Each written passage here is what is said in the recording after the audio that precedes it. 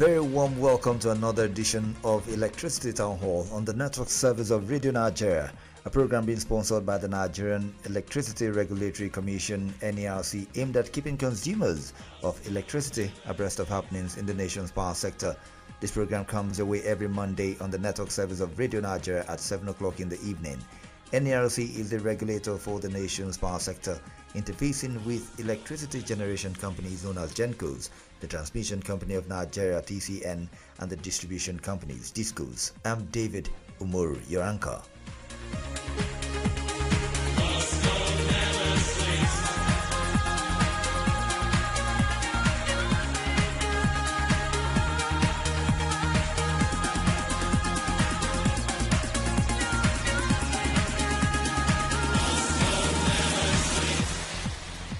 The Nigerian electricity supply industry (NERC) is the framework for electricity generation, transmission and distribution in Nigeria.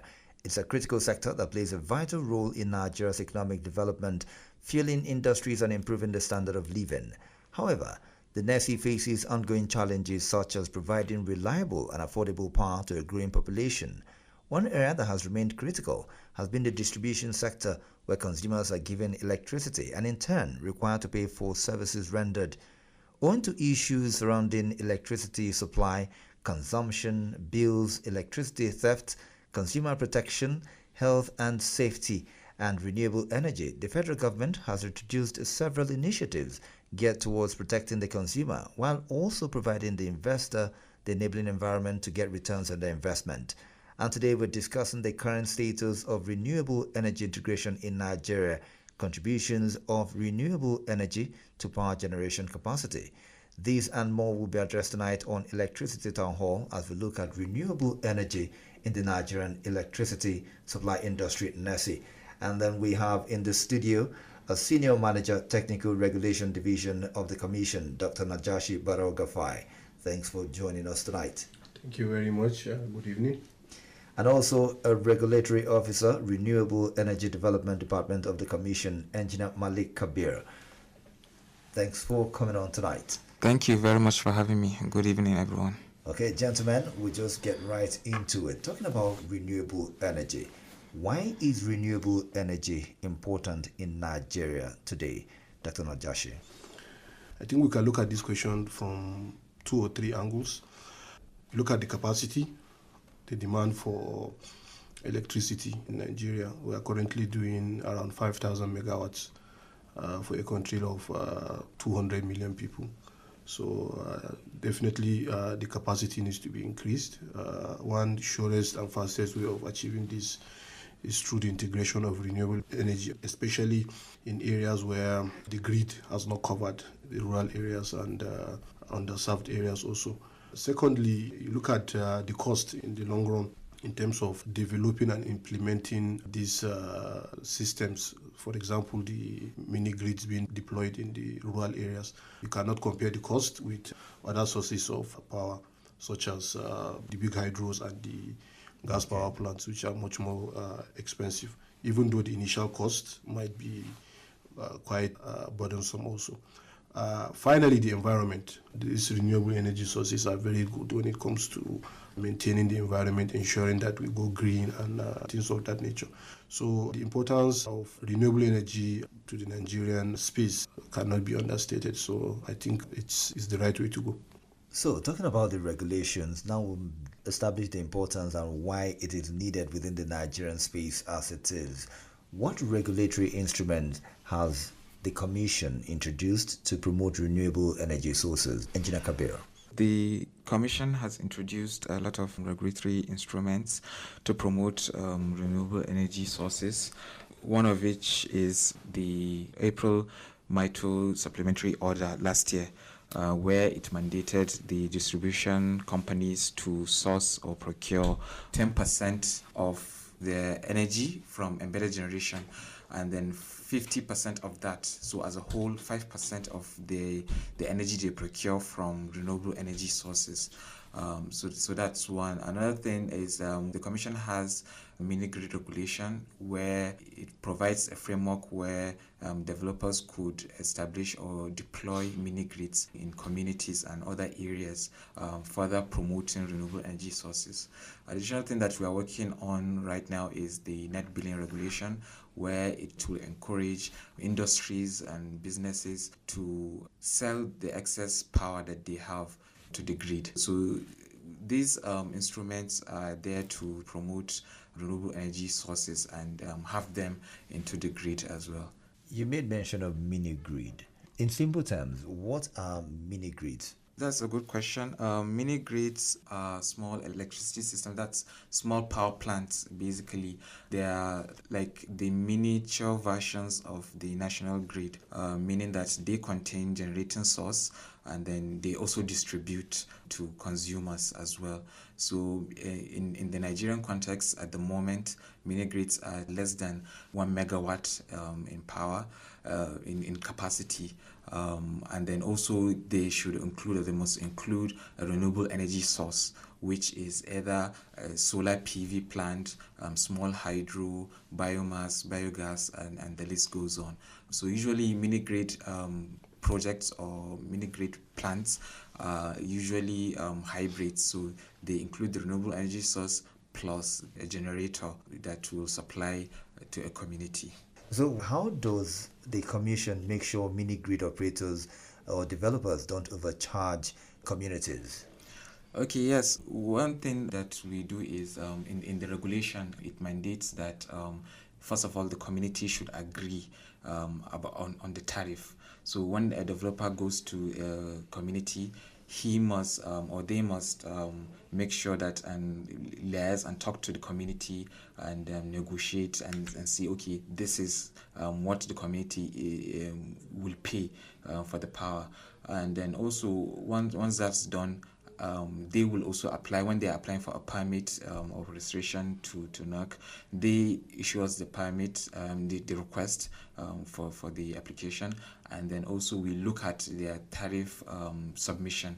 So we have a framework or a tool that we issue to the developers where they fill out, and we see how they will arrive or how they arrive at the tariff that they will charge the community.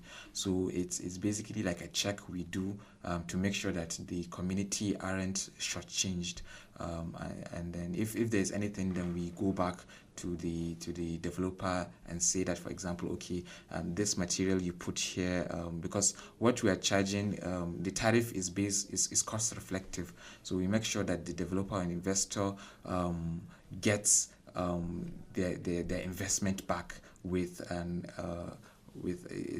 adequate returns on his investment. On his investment. Yes. So we do provide that check for the community. And obviously, one cannot just stand up and decide to set up a mini grid. Let's say a community comes together and they want to set up a mini grid of their own. What should they do? What are the procedures? Yes, so if a community wants to set up a mini grid in their community, the first thing I think they should do is to work with a mini grid developer who is experienced enough who has experienced and has deployed mini grids in other communities. So they work with him and then they have him come to the commission to apply for a permit, because the developer is actually making an investment in that community.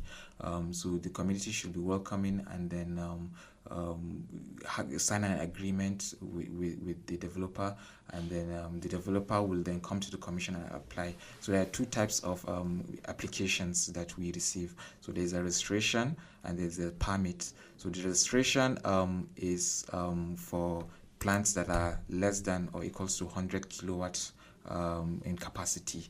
Registration is simple. It doesn't require much. And it's basically because the mini grid regulation is a light-handed regulation. It's supposed to promote renewable energy deployment. So it's light-handed. The requirements made are not stringent. They are not too much for the developer. So the developer can come to the commission and register the mini grid for if it's less than 100 kilowatt in capacity. For 100 kilowatt and above, the developer will have to obtain a permit. A permit has a bit more of a requirement, and then it also requires that tariff submission, tariff calculation tool that I mentioned earlier, where he's supposed to write or fill it out so that how the developer arrived at the tariff is transparent and it's known to everyone. Okay, expansion is inevitable. But before this expansion, especially from the main grids, the mini grids are supposed to go into these unreached areas or underserved areas to cover a need as it is. So what about when the main grid later arrives in a mini grid community? What happens? Are they going to run side by side, or one will have to give way to the other? Okay, yes, there is a provision where if a mini grid is isolated, for example, is in a community where the mini grid is not there, he could operate. But what happens when the main grid. Yes, reaches to that place? So there are a couple of options that the developer or the DISCO and the developer could arrive at. If there is a permit, because if the developer applies for a permit, it means that if the main grid arrives, then there will be compensation. So the DISCO could take over the mini grid, but then the developer will be compensated. So according to the regulations, the DISCO will have to notify the developer at least 12 months before the main grid arrives to the community, and when it arrives, the DISCO will compensate. For example, if they agree on that they will compensate, and then the DISCO will pay the book value, the depreciated value of the mini grid assets there. In addition to that, they will add 24 months of profit. So the profit that the developer got for the previous 24 months, the DISCO will add to that, will add to the depreciated assets, and then it will pay off the developer. Alternatively, they could agree between themselves that, okay, the developer could become an embedded generator and sell the energy to the DISCO, which will in turn sell the energy to the consumers. So the developer could just say, okay, he won't be distributing anymore. So he'll just generate with his solar and then sell to the DISCO, and then they will carry on with that. Yes. Or another option is that he could, in turn, the developer become an IMG, which is an interconnected mini grid plant. Meaning before they are isolated, there is no connection to the main grid, but now the grid has arrived and he could become an IMG, where he will also buy power from the DISCO and also merge it with his and then sell it to the community. Interesting times ahead, and it looks like the Commission is doing everything possible to guide us to this particular future. You're listening to Electricity Town Hall on the network service of Radio Nigeria, a program being sponsored by the Nigerian Electricity Regulatory Commission, NERC. We'll take a short break, and when we return, we speak to a particular thing that the Commission is doing, talking about net billing regulations. And when we come back, Engineer Malik Kabir will take us more on that. Don't go anywhere. This is Electricity Town Hall on the network service of Radio Nigeria. We will be back shortly. The Electricity Act of 2023 don't give Nigerians power to embrace renewable energy like solar, wind, hydro and biomass to improve how people they get lights. These solutions, they help to cover places where no they connected to the national grid. Nigerian Electricity Regulatory Commission, NERC, they promote local skill for renewable energy technologies with regulatory arrangements where they push investment and innovation. The new Renewable Energy Certificate, REC, will allow people buy, sell, trade or exchange clean energy credits so that market participation go increase. Abeg, hug renewable energy to secure future generations, reduce environmental wahala, improve energy security, create more jobs, and reduce pollution. To sabi more about renewable energy drive, visit www.nerc.gov.ng. NERC, make light continue to dey shine. We are back with Electricity Town Hall on the network service of Radio Nigeria. It's still Electricity Town Hall on the network service of Radio Nigeria, and we're discussing renewable energy in the Nigerian electricity supply industry, NERC. And we're taking a look at the current status of renewable energy integration in NERC, contributions of renewable energy to power generation capacity. And I've been speaking with a senior manager, Technical Regulation Division of the Commission, Dr. Najashi Barao Gafai. And also with me in the studio is Engineer Malik Kabir, who is a regulatory officer, Renewable Energy Development Department of the Commission. Thank you once again for coming on the program tonight. Thank you. Okay, before we took a break, we talked about the net billing regulations. But before we go into what NERC is doing with that, let's have an understanding of net billing. Dr. Gafai. Okay, thank you very much. This is a very important question. So basically, the Commission is trying to expand the ecosystem in terms of what can be achieved through the market. So, for example, we have businesses, industries, and even individuals that have renewable energy systems in their homes and businesses, in their premises, generating far more than what they require.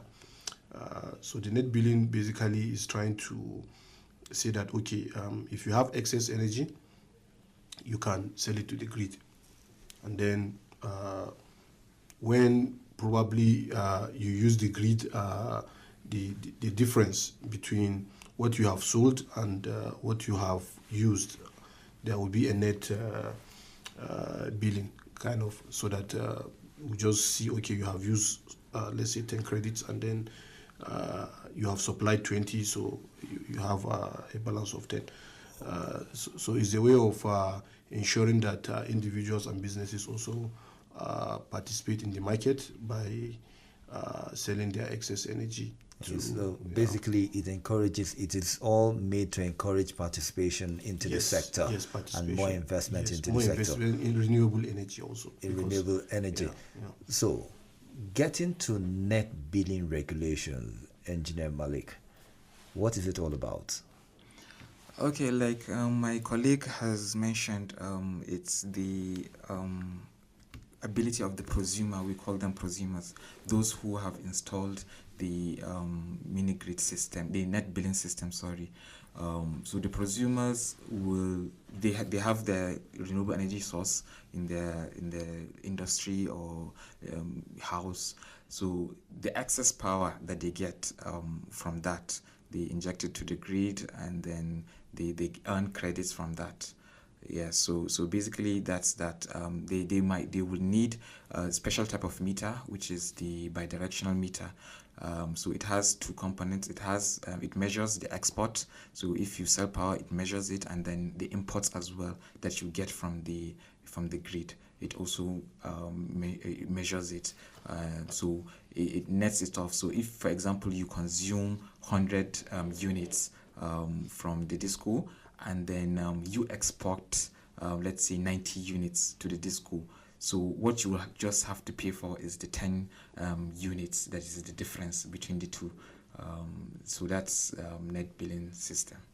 Okay, and you mentioned a particular term. Is it prosumers, you said? Yes, prosumer. Does that come from provider and consumer at the same time? Yes, definitely. Coinage from those two? Yes, from those two. So he produces the net billing system. A person produces energy, and then he consumes. He consumes at the same time. So yes. You're a prosumer.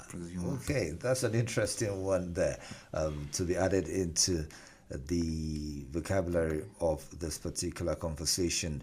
So going forward, how can net billing benefit ordinary people and businesses? I know you've talked about this giving back to the grid. But let's expatiate on it now. How can it benefit? How can people get into some of the spaces?